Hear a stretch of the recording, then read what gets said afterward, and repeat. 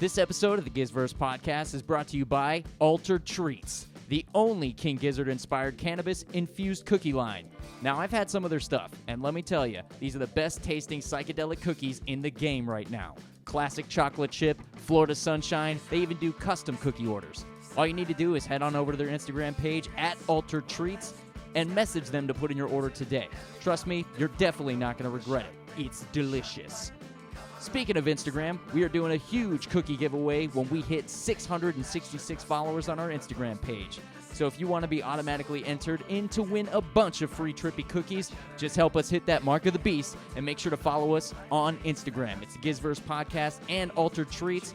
All the links are in the description below. Hello, my name is Hantayumi. I am a Cygoodies. Welcome to the GizzVerse Podcast.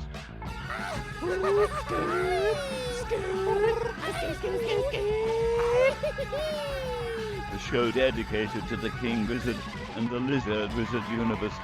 Yo, man, hot take. I honestly think that album is the best album that they've come out with. We need more cookie. A multi-dimensional universe with an invisible face. Welcome to an altered future, brother. Once created by a band, is now sustained by its fans. Uh-oh. I hear the road train a-coming, baby. It's a-coming. Open the door to your mind's fuzz. Here are your hosts, Tommy O'Neill and Brian Sintron.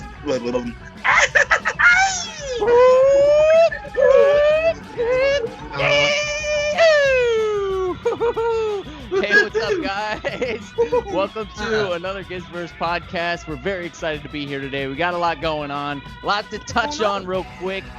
First and foremost, if you guys skipped the beginning, that was your bad. We have a new sponsor to this podcast, and once we hit 666 followers, we have a big giveaway that we're giving away, so make sure to check out the link in the bottom, and also go back and just listen to the beginning. I'm not going to repeat myself, you know what I mean? I'm prepared a whole thing, and then you're going to skip it. It makes me feel bad about myself. Secondly, we know we're late on the LW review. We will definitely be getting to it. We got a whole bunch of notes, but we wanted to make sure we get these special guys into this podcast before we get on that podcast. So we know we're behind, but, you know, just cut us some slack. A lot of good stuff going on. A lot of gizzy. Tommy, all right? I appreciate what you're saying. I don't think we're behind, man. You know what I mean? You don't think we're behind? You know what? I don't think we're behind, man. Because I go online or whatever, and I hear people dropping reviews on Gizzard albums, you know, like a day after the album comes out or the same day. It's like, I mean, I could appreciate, but I've listened to this album 14 times since it came out. You know what I mean? I'm really trying to soak it in, approximately. You know what I mean? If I'm giving you review, if I'm giving you my hard-earned opinion, I want it to be legit. That's all I gotta say about that. My favorite part about Brian, and I've known him for a long time, is that he defends his laziness furiously. No matter what. How lazy he is, he will defend it till the end. And you know what? You're wrong for expecting more from him, okay? So you go fuck yourself. Lazy Hills. I love it. Anyways, we're happy to be here. We're happy to be here. We are very happy to be here and grateful for you guys listening to us. And thank you for joining us today. We have some very, very, very special guests. We've had these guys on the podcast before, so you might know them. You might want to check out their podcast. It was a good one. You know what I mean? These guys are. What's up, Brian? Go ahead. It was a damn good one with them. And I feel like without further ado, we got Goody Gang, like to call them. Two of the members of the Goody Gang. All right. Yeah. We got Mike and Dave. Say what's up, boys. What's happening? Welcome home. What's going on? What's up, dude? It's good to see y'all again. Glad to Pleasure. be We've been here. excited about this. Yeah. Heck Yeah, yeah. we're excited too. And thank you for decorating your house in Gizzy attires. The only way that I can put it. You know what I mean? It's a beautiful thing. Yeah. Is that a mask worn before, or is that just kind of like a decorative mask? It's just her head. Yeah. Oh, yeah. Want a spirit animal? Group spirit animal? It's the Cygoodies spirit animal. Let's get it. The half member of the fourth. Well, we're definitely excited and grateful for you guys being here. It's somebody's birthday today, we heard. So tomorrow. It's our designer extraordinaire, Matt. It's his birthday tomorrow. So big shout out. Happy birthday, Matt. Happy birthday, Yeah, rock and roll. Yeah. Talented dude, man. Oh my Matt. God. He's very You don't talented. have to tell me, man. I know. Hell yeah, that's It's awesome. like one more year around the world, one more year gaining experience, dude. Exactly, man. Yeah, man. You guys be cooking up some beautiful stuff, man. I Beautiful appreciate stuff. that. Thanks so much. Appreciate that. Yeah, you guys Very much popping liking off. that Greenway shirt, man. I'm digging. I just noticed that, man. That's pretty Oh good. yeah. Shout out to Greenway Records. All day. Love it. Good Looking stuff. for all the sponsorships I can get right now. SBS speakers as well, man. Yeah, So Michael commit, bought so his commit. speakers for his vinyl setup, so Yeah. he's stoked. Stoked Sounds on that. really good. What? Hell yeah. Dang. Yo, I gotta get over to South Carolina, man. The Yeah, more I man. talk to you guys, I'm like, what am I doing, bro? Dude, we'd Yeah. love to have y'all over sometime. Yeah. Come visit. Come hang out. We'll get out. He's out. Uh, He's- As soon as I don't have to legally quarantine myself for 3 months, I will definitely be more than willing to travel. Yeah. Got it.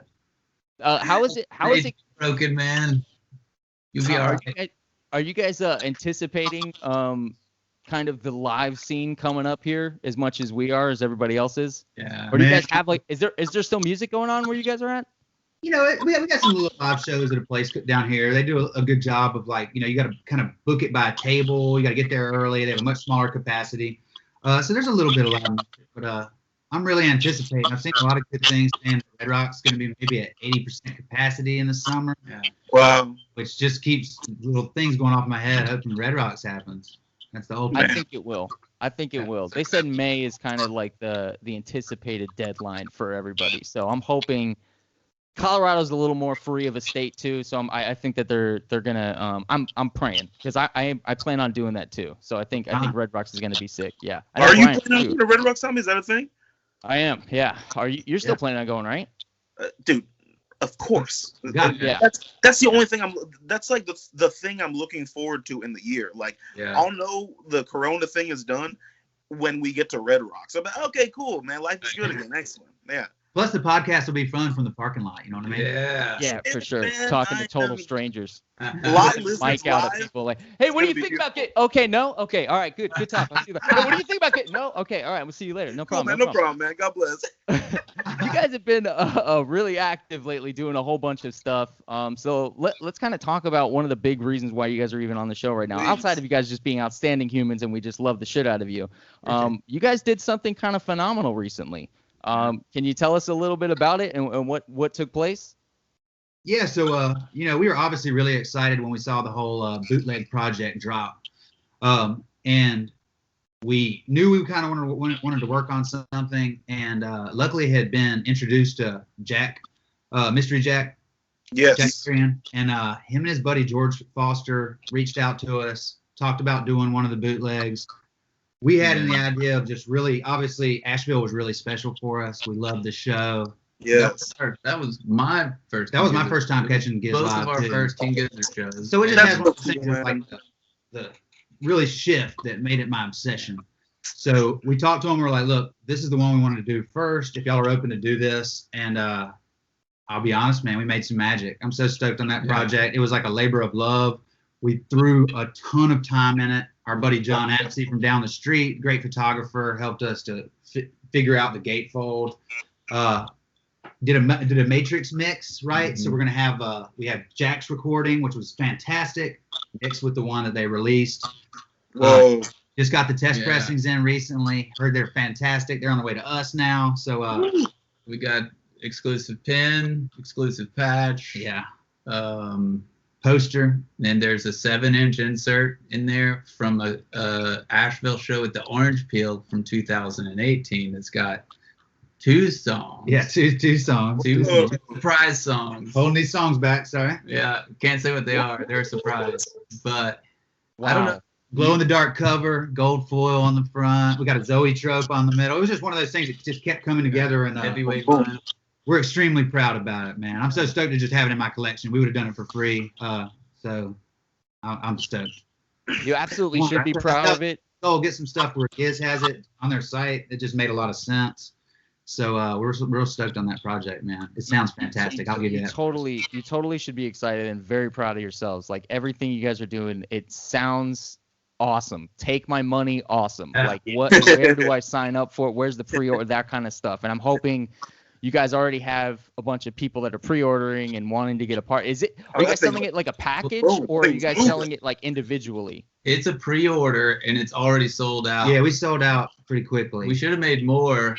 So as we went live on a Saturday, and because George is in the UK and we're here in the US, he was going to distribute from UK. So he built a UK site and we built a US website. And we went on sale, and the US site sold out in 4 minutes. We only had 150 to sell, and he had 150 to sell. And his sold out the rest of the weekend. We think because it was Asheville that there were more big people that wanted to buy it. But yeah, they're pretty well all spoken for. So maybe we might do a a repress later in some different fashion. Obviously, it's not going to be the same thing, but it's one of those things that there was a ton of time put into just that matrix recording of putting those together. Dave really made some magic with it. I think it's a great kind of immersive experience. You get a lot more crowd factor in there, and it was just one of those things. I know the package doesn't matter if it doesn't sound good. So getting those test pressings in, our buddy George, killer vinyl nut, and so just to hear like, dude, I'm listening to this and it's fantastic. It got me excited again for the project. All right, dude, get it over here. We got those test pressings this week, and he listened, and looks like we're good to go. So we give the plant a thumbs up. They press all 350, package them, and then ship them to George. Then they ship to us, and then we ship out from there. Oh, and I feel like I need to mention there too, this project wouldn't have happened and be as cool as it was without Sydney Bunden. Her photographs just allowed us to do some really cool things with it. Wow, cool. Also, our buddy Jills from France made a lino cut stamp. All the bags, paper bags it's going to be in. There's a lot of things going on with it. Details. Man, it seems like you guys hit all the necessary spots, and even some things that might not necessarily be necessary. You guys went and took the extra time, put in the effort. That's super cool. It's called, I got this right, the Blue Ridge Boogie. Blue Ridge Boogie. Oh, it's too good, man. It's too good. Yeah, man. We're really excited about it. There's gonna be some surprises with it, and again, it's just gonna be fun to finally put our hands on it and dive in. Yeah. Wow, it's very cool, man. Right on. Did you guys describe the feelings that you had when you were watching it? Like, obviously you didn't know how it was going to sell at first. You didn't know what the perception was going to be necessarily. How excited were you when you saw it was like, oh, 1 order, 2 order, 3 or 4 or 5? Oh my God, we just sold the fuck out, bro. What the fuck? Minutes. Like, that's gotta be exciting. I run the site, and I was actually doing it at my parents' house up in Greenville, South Carolina, and we go live at 11:11. So at 11:10 and 45 seconds, I'm sitting there in front of the button. My heart starts beating real fast. It starts pumping, and I hit go, and it goes live, and you can hear it just cha-ching, cha-ching, cha-ching, cha-ching, and it's like sweet. But then I realized there's like a default setting in the Shopify account for shipping that with any orders that were over $50. It defaulted for free shipping. Oh no! So I started seeing Australian guys orders were coming in for like $65 even, so it didn't charge shipping or tax on anybody. Whoa! I was like, within 3 minutes they're all gone, and I had no time to sort it out. But no, that's so 3 minutes you guys sold out. Anyway, but now we're making even less. But I'll just be honest, this is a labor of love. We would have done it for free anyway. Yeah. So it's like one of those things, dude. Live and learn. The site's awesome. So the next drops, we got some big surprises for April. Real stoked on some for April, huh? Secret projects we got busting out. Yeah, I'm really stoked. I mean, you guys, you guys have already tested the waters before in this kind of endeavor, but this is a whole other page. And now you know what's possible. You know what is your capacity is, and maybe you could even push it a little further next time. Yeah. And like you said, do some things that you wouldn't have done. Learn the little lessons, but now you guys know that base level's out there. Yeah. And let me ask you, how crazy is it that Gizzard is that band that can make this bass where so many platforms benefit from that bass? It's crazy. I would love to see it. We got a little package we're putting together for the band, and we would love to see if they can any of our items, you're doing this with music, but what about anything? Like, how cool would it be to go? I love buying Giz merchandise. I love seeing what the fans are making. Yeah. So what if I could go to their website and have all of those people involved and have their stuff and be like, oh, you want to pick and choose? This is our stuff. I think they could make a really cool market to be like, all right, well, could you take that to Pins and y'all have stuff? And it's like, yeah, we'll send them to you. Wow. Yeah, or even just any other kind of fan art. You know? Anything. Like, I love it. That would be very cool. So how many records are you guys gearing up to send over there to King Gizzard? We're sending 30 to GizzVerse. 30. And we'll probably send them to the U.S. GizzVerse. Okay. In Australia, one in the U.S., and then I guess there's one in the U.K. too somewhere. But I don't know. We might pull a few out and try to send them to Flightless or to the Australian GizzVerse site too. But Yeah. we just think there will be more people that will buy it in the U.S. just because. Yeah, it makes sense. Yeah. Yeah, we'll get one across the pond to get it over to Flightless for sure. Yeah. Well, good move, man. And, So 30 are going up. Wow, that's awesome. Yeah, Very cool. really stoked too. We did some really cool work with Salty Dog Records as well. We're stoked on that one. Just got the pen recently. I can't talk about it, but it's slamming. Super high quality. Yeah. It's gonna be a really cool package for the Teenage Gizzard. Whoa, nice. Very cool. Stoked on that. So let's see. So how difficult of the process is it to actually get the records pressed? You know what I mean? Like, I'm sure you guys had like an insider, so to speak. You know what I mean? But like, can you talk about how that process is and like how accurate do you think some of the splatters might be? I know that's been a concern for some Gizzard fans as of late. So we have to give major credit to George Foster in the UK. So George and Jack had already been discussing it. To kind of give a little bit of backstory, Jack, who is Mystery Jack Darien, he's traveled around. You guys have met him? You met Jack? Never met him before, man. No. I follow all his stuff. Like, I know he is a true Giz head. That's for sure. Major Giz head. Big And taper. He used to tape the Grateful Dead. He used to follow the Grateful Dead around and tape the Dead. He found King Gizzard, and so he started following King Gizzard. He's seen like 40-something shows. So he Holy in the shit. early days with his gear, and Stu was the one that would let him in to set up his recording gear at the sound booth. So, Even to a point to where Stu would put him on the guest list so that he could get in and tape the show. Well, so he's got all of these recordings of shows that the band never even recorded. And so put some of the streams up on YouTube, but he's not done any like post editing with them and stuff. Well, fast forward to 2019, that was the first tour that they started telling him like, hey, we don't want you to plug into the board this time, because he would get a board mix of the live show, and then he also had a stereo pair microphone that he would record the audience with, from the audience with. okay. So in Asheville, Wow. had his audience recording. So when the assets dropped from the band on the website, they had like, you know, they have a vinyl masters, which is EQ'd specifically for vinyl. So what I did is I took those master tracks and then took Jack's master wave file of his audience recording, and in Pro Tools I figured out how to sync those up and line them up. So then I mixed in a lot of Jack's live stuff on top of the band's, and then sort of kind of played around with a little bit of the EQ, and then sent it to another professional audio guy, friend of mine, who remastered the whole thing. Neil Young, would you believe it? His name is Neil Young, of all things. That's awesome. So it's pretty fun to have this mix that is a bit more immersive. There's a lot more like crowd noise going on. You can really hear it between songs, much more than the band's release. Yeah.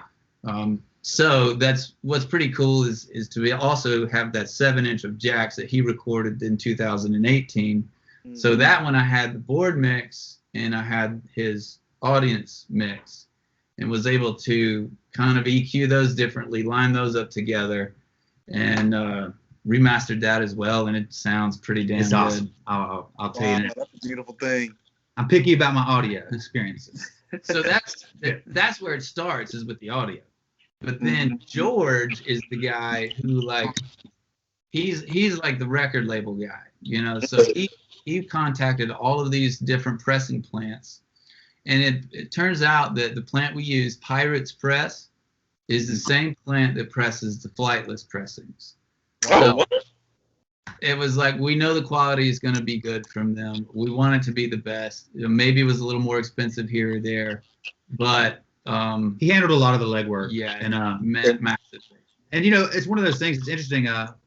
We looked at a lot of the mock-ups, but I'm still not really sure. It's like how those mock-ups, how they go about. Like, I didn't put that on the template, right? So I didn't see it firsthand. Yeah. But it's still the idea of like how they go about telling you like, hey, this is what we can do, and giving you an idea. It'll kind of be a surprise as to how the final product is actually going to look. But totally. Well, which I think is kind of some of the excitement with it, right? Like, I think it's very cool that not all of them will look exactly the same, and that shouldn't be expected, So that's actually really cool. I think they'll come out great, though, man. It's fun. We were talking about what we wanted to do with it. I forget who brought up the Zoetrope. I remember kind of rolling my eyes. I'm like, guys, we got to start on one thing. We just need to try to make a record. We can't get crazy. And then now we have all this stuff, and I'm like, oh my God, we got crazy, and we had a blast doing it. Oh, yes.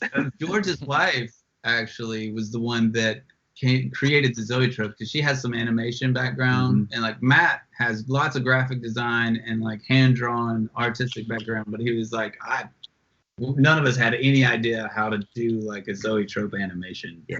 She figured it out. Looks great. Yeah. Man, that really seems to be the beauty of it, of the whole project, man. It's like a labor of love, and it's not just from like 2-3 people, it's from a bunch of people, man. Everything you just mentioned, it is such a collaboration, and it looks like everybody really brought their game, man. Really, man. Yeah, it was a great meeting of the minds. I think that was probably the hardest struggle, is you have 5 creative people and they have a lot of cooks, a lot of great ideas, going back, there's a lot of stuff going on, but we couldn't have just asked for a better project. Jack, we love him to death. He's a great guy. We hang out down here, and George, he'll be coming over here for the Red Rock shows too. So that'll be a really cool thing. We can like finally get in person. We were incredibly thankful to be brought on with it. Wow, that's so fun, man. Hell yeah. Yeah. Congrats, guys. Can't wait to see a piece of those. Can't wait to get over to South Carolina, maybe have a little spin with you guys, and we'll have a good time there. That sounds like a nice Hell time. Yeah. Love it. Heck yeah, dude. Yes, sir.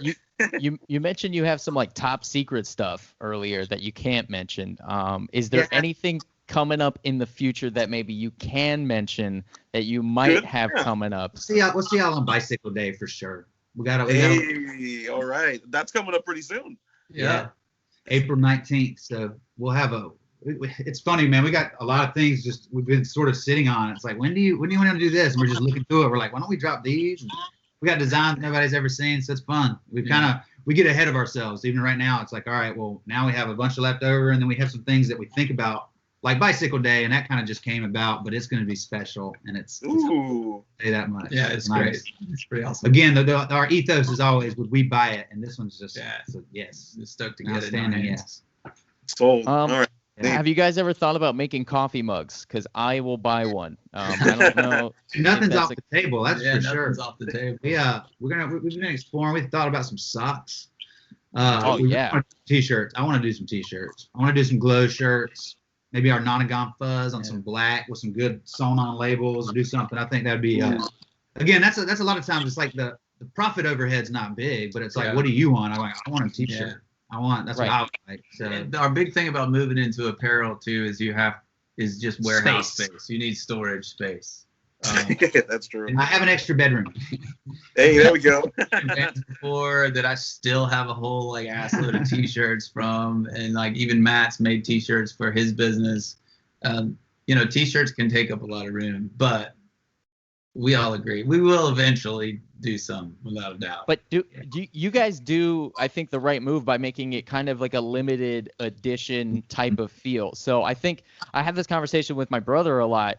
One of the big things that like a comic book store will do, or a GameStop will do, they'll do like a limited edition, little doll or something like that. I think the way that you guys are doing these presses limited, like it gives you a sense of, I gotta get it, I gotta get this shit right now. And doing that with the T-shirts, where it's like, I'm one of 30 people that has this T-shirt, period. That's a dope feeling for the person buying it. It's worth the X amount of dollars that you're spending on it. And then when you show up to the show and other people see it, they're like, that motherfucker got that shirt. Yeah. I'm going to go try to buy it off him real quick, or steal it off him real quick. I'm going to be right back. No, either way, I think it's the right move.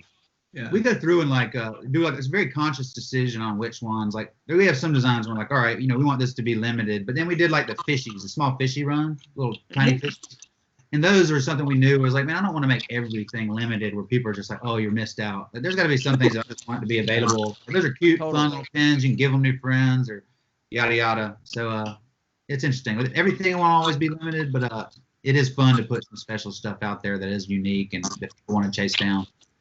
I think honestly, and I feel like you guys feel the same way. Like, I don't know, man. There's of course you're looking for profits and things of that sort. But I think of the idea of like even when Tommy and I started doing the podcast, it's like just the being cemented in the fandom.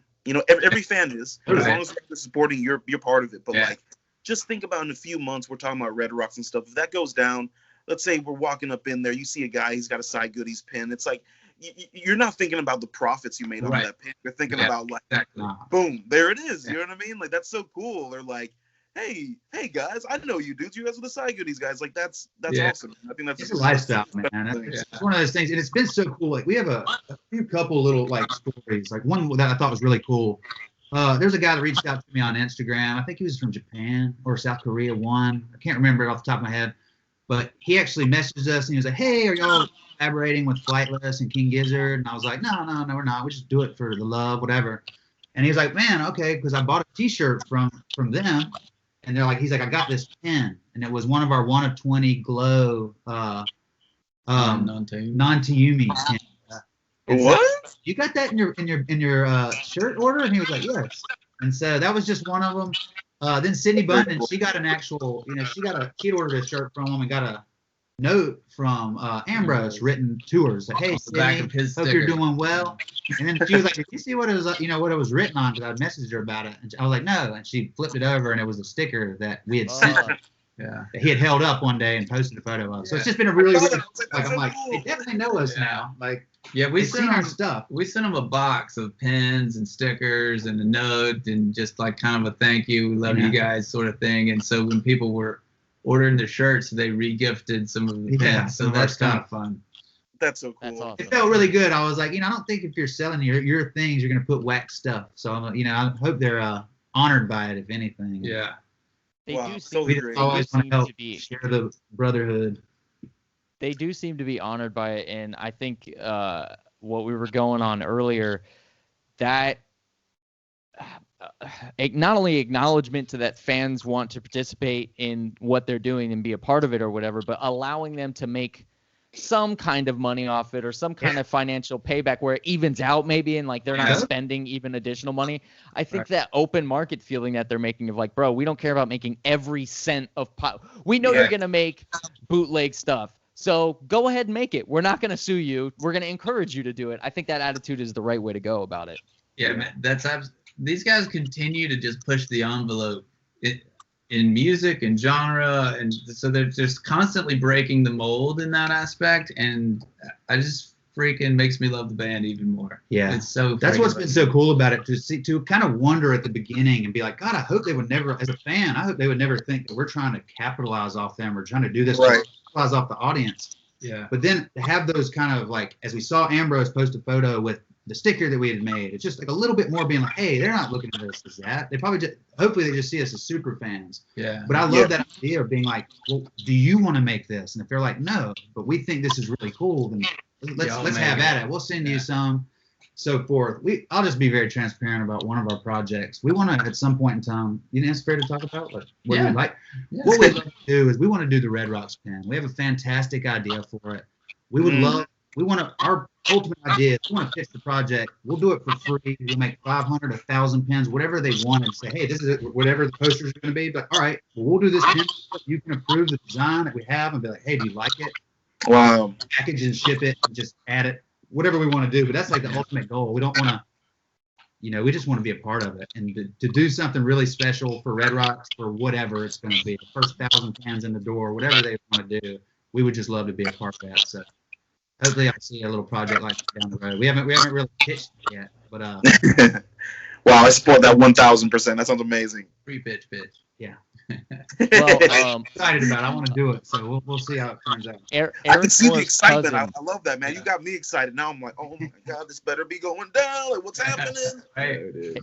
Eric Moore's cousin supposedly listens to the podcast. So I mean, if So he we're on the sends right the right track here. email, man, we're on the right track for you guys. We can hopefully get it done, man. All right. Would love to do it. Love to Yeah. do it. And just Red Rocks, man. I hope we're all out there partying. That's what the thing that's just keeping us going, man. I've thought about. It's rare that I've thought about a show for this amount of time. I I'm just know. so excited. Wow. Yeah, I think we're right there with you, man. It's like I said, this feels like the like goal, like the light at the end of the tunnel. You know what I mean? And I'm thinking of some stuff. You know, we mentioned doing like a live podcast at Red Rocks or stuff, which I'm not gonna lie, it's gonna be a little difficult because we might be slightly inebriated, but I think it'll be a good time. That man. would I be mean, even better. Yeah. Everybody coming back from that Superbug, man. Do you think they're opening with Superbug? Like, do they have to?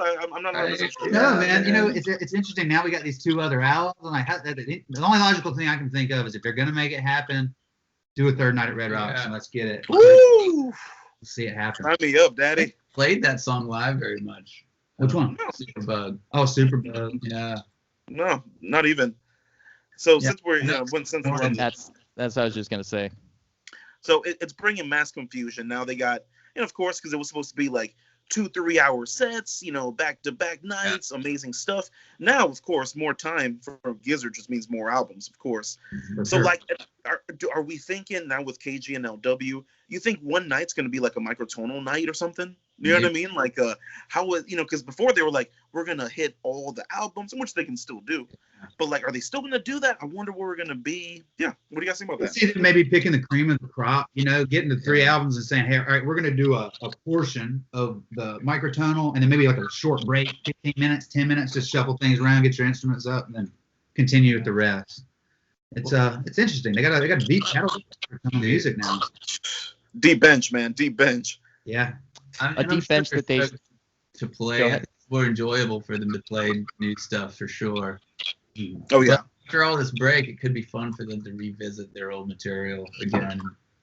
That's very true, actually. Yeah, that's a good way to look at it because I know for a while they were getting burned out of certain things. Like, Yeah. they're like, I'm not going to do Robot Stop again, man. You know? Right. That's what one of the things that gave me chills the other day was, I guess, when Leah came out and they did the Lord of Lightning, and I was just like, dude, this is what Red Rocks or the Greek was going to be was for gonna us. be Like, this that, is going to be a lot of this. The spoken He word. just told me, I was like, man, I was so jealous. But I'm so stoked for those fans too, man. It looked like they had a really cool live music experience. I think I saw Stu spit some water on people, and I was like, I want to be that person. Yes. Why not, you know? I can do that. I know. Some people are so lucky, you know? Not saying, but you can. But So, okay, so we talked a little about Red Rocks. We very briefly talked about, I need some, you know, we haven't covered the LW. We haven't done the LW podcast yet, but I need some opinions from you guys. Just like, give me some vague, hot stuff, Yeah. maybe some favorite tracks, some feelings. What do you guys think?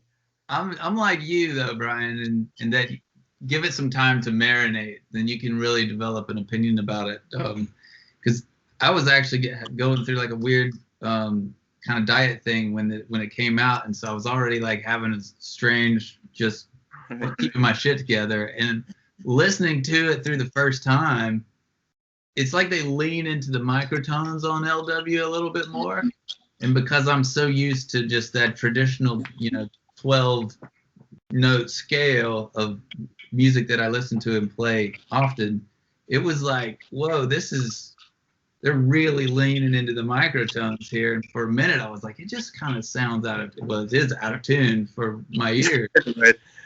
And so like I gave it a first listen through, and it just made me want to go back and listen to Flying Microtonal Banana. So I did, and then I came back to it, and then I noticed that it was just the only thing playing in my truck for like a whole week. Yeah. And now it's come around that like I really do like it a lot. I really dig it. I think my top tracks on it are probably Static Electricity into East West Link. I love those. I think those like, it's not just like the musicianship, but it sort of is. It's like they're playing more. I don't know how to describe it. Like I could see it in the live setting be a lot more with like that Middle Eastern vibe playing around with some actual like, I'm not say jam music, but sort of a jam. Like No, I really it is. like those And obviously the singles were popping. Like I thought, if not now, then when. Incredible. One was great. Plural was kind of the Some of Us of that album for me. Like it's Agreed. But it's a little like it's just a little. It had to grow on me. Same with See Me. It's like I've heard a lot of people really love that one, but it's like it's just a little. It hasn't stuck out to me yet, but I need to go back and give it a really intense listen. This morning, See Me did.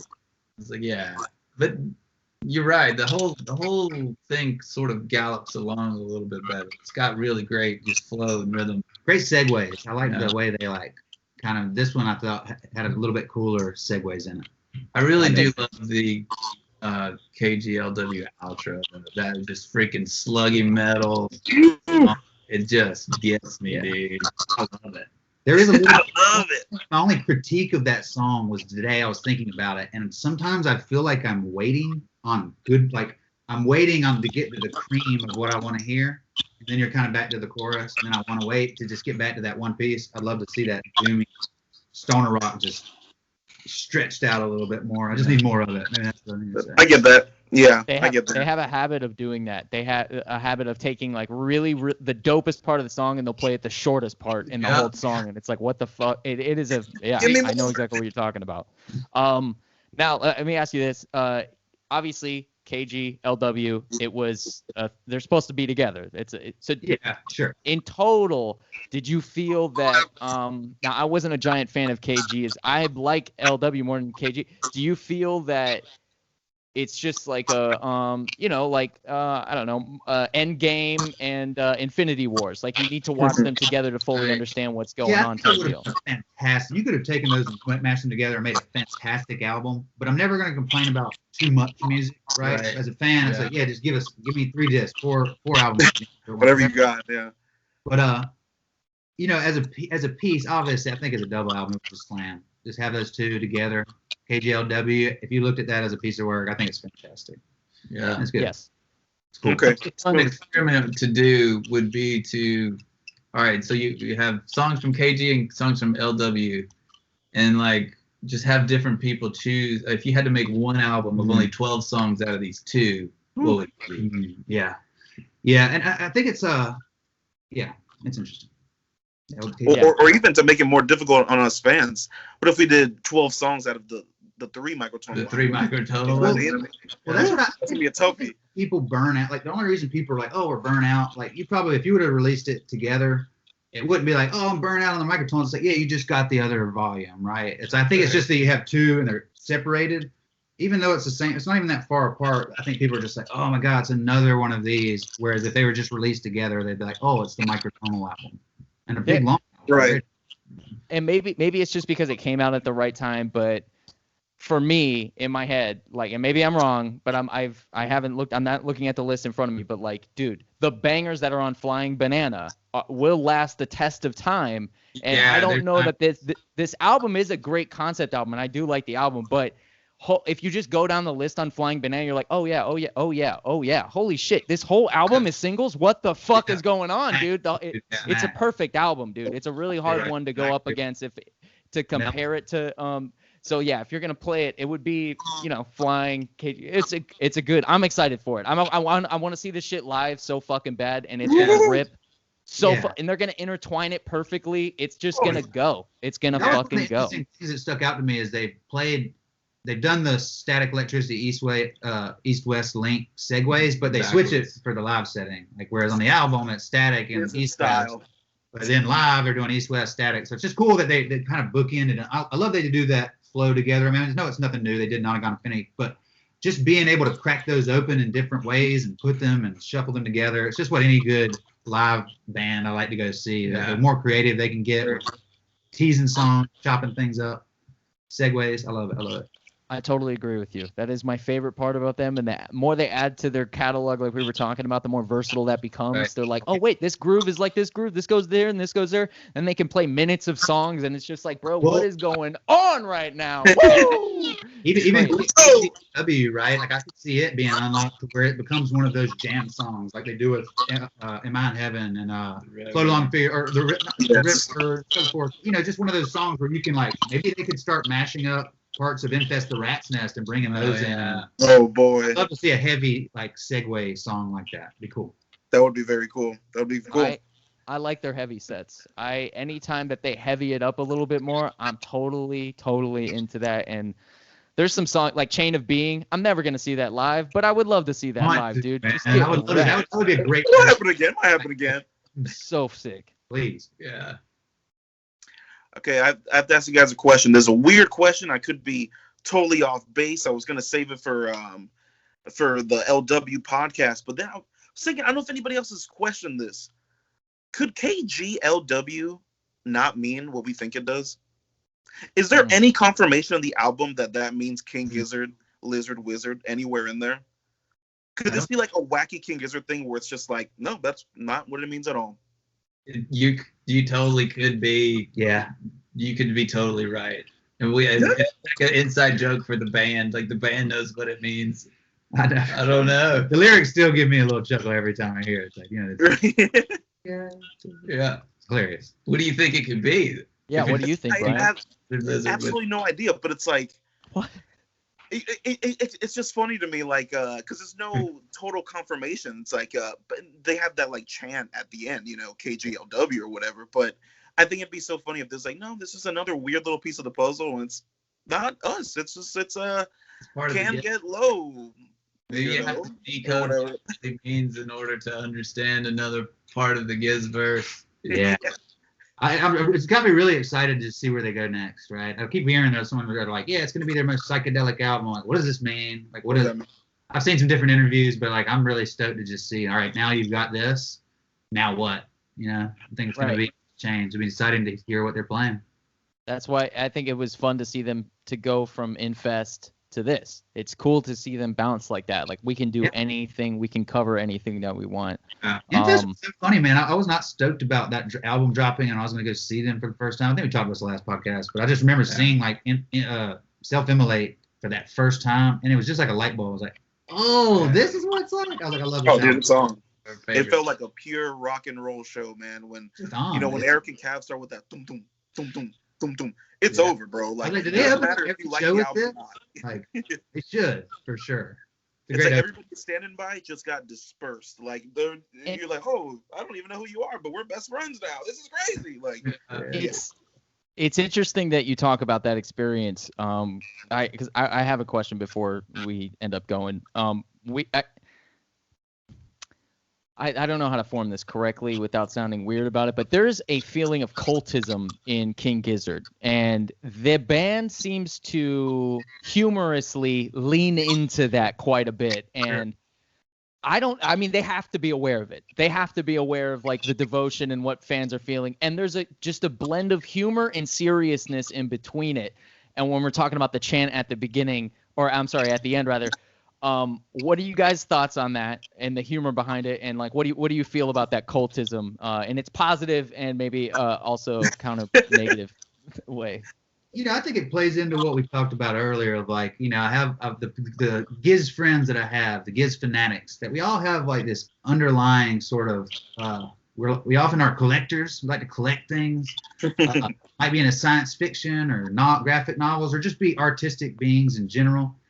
And I think that's just how they are, and they're making this thing that they love, and it just so happens that a lot of other people, it fits our style. Yeah. So I don't know, it's like a certain type of people or an age group. I'm not sure what it is, but I don't know. I think they play into it. I think they're a bunch of nerds, and they make music for nerds. And well, there's something too about like mystic belief, that's always just captured humanity in general. It's why you have so many different religions among different societies. And so I think now that because of the age of the internet and the interconnectedness that we have through communication, how some of those mysteries have kind of been solved by science maybe. And so maybe there's a little less of a societal norm towards religion. But then when you kind of mix in this cultishism thing with what rock stars are anyway, there's people that we all idolize and follow. It's a church of Gizzard. Then when they lean into that a little bit, it's like, I don't know. It kind of, I think it fills that void for a lot of people maybe. Yo, obsessive, and that's why I hope they are honored by what people are doing. I'm just looking back and being like, man, we've influenced so many people to get creative, and it just, I don't know, man. I love it. I think they're aware, and much more aware than probably people think. They're like, oh, they don't pay attention. I'm sure they pay attention. Or they're just, 6, 7 alien dudes from the future who are like, hey, let's go play down at Earth, and they're gonna love this. Start a cult band. That'll be fun. Yeah. Dude, I've definitely thought that from time to time, man. I can't lie. Like, you know what, dude? Like, especially after certain shows I've seen, like certain inebriations that I've had, we'll say. Desert Days a few years back, they did their they called it the turbo set, I think they called it. Where they just played strictly bangers. It was really heavy. Jason Galea went in on the visuals, man. They had 2 jumbo screens, and they would show they were doing Road Train and stuff, and they would show the band's faces just melting away, and they would just fade into dust. You know what I mean? And they performed Crumbling Castle, and dude, it was a ritual, man. It was ritualistic. If you know the lyrics of the song, man, yeah, dude, yeah. Stu's little he just gave his thoughts on religion and stuff. We left. I was but it felt and you guys kind of brushed on that, their music can sometimes be like tributes. It feels like I was bro, that's how people felt watching Black Sabbath back in the day. Yeah, where they're monitoring yo, they just put a spell on that crowd. There's a piece of this story missing that gives them more mysticism. Okay, the night before, Tame Impala got rained out and lightning storms were going on, and when I wasn't even there, and I'm getting chills saying this part of the story. The next night, King Gizzard played Lord of Lightning, as if to say, yes, we show you who Australia band is, Tame Impala, suck it, Lord of Lightning. It's to give them even more mysticism. This band is on all, it feels like that. There's something magical in there, and I think you guys hit on it. It fills a void. It fills a void that people, that religion taps on, like you said. Because it's music, but it's a book. It's you're reading it and you're like, dude, who are these characters and these gods that they're talking about? And it is a mythological story that they're passing on to us. It feels alien because of how fucking good it is and how they're painting with their words, and they're obviously on LSD. It is fucking so good, dude. It's indescribable, that magic that everyone feels. So when Mike and I were in Asheville, and they came out, there was a waxing crescent moon in the sky. Oh, yeah. And it had started to set down just to the left of the stage, looking at it from the audience. It was a moon set. And when they came out banging into Self-Immolating, it felt I thought there was a supernatural event happening, and I was like, look at the moon. It was a crazy experience. And I want to spin that with a straight face, but I don't think it's possible to be like, are you guys magic or what's going on back there? No, bro, no, we're good, man. That's the thing, that's that collective energy. I got tickets to the Greek, and it's just that idea of we're going to be around our family, the other obsessive people in our lives. I just think that's going to be a magical experience of that collective energy that you can really taste in the air. It's going to be insane. Everyone's had 2 years to wait on this happening. It's going to be. Oh my God, the anticipation is just woo. Yeah, that's I'm never going to. I do live music, so this is we're just staying stoked and going to release as many cool projects as we can between now and then. That's good. There's a lot of people that said that they were going to do more during the shutdown, and you guys actually buckled down and did more during the shutdown. That's good, man. Stay creative, stay positive, all that shit. It's fucking hard. More coming, man. Stay tuned. Yeah. It's cool. Be nice. We're very excited. Well, we're going to make more stuff. We'll get you on the podcast again, man. We'll plug it up again, man. Let's get this party started. We'd love to. Hell yeah. We'd love to. The links for all these guys' stuff available on the bottom. Good luck buying it. It sells out immediately, so you do have to follow them to know when stuff's going to drop. You got to stay on that edge of edges to even get one. So stay sharp out there and trust. The stuff is definitely worth it. You want to buy it. And always fine. Like they've been saying, there's a lot of big stuff coming by in the future, so you want to stay posted and buy everything that they're giving to you, okay? And hopefully, I'm hoping that you guys get those pins, that pin deal over in, we'll make it happen. We'll make it either way. Yeah. Just show up with the box and hand it to people and go, we're the ones responsible for this. It doesn't matter. All right? We don't need permission. Fuck that shit. Right? Yeah, hell yeah. All right, guys. Thank you so much for joining us today. Thank you guys so much for listening. We'll talk to you guys soon. Peace. All right,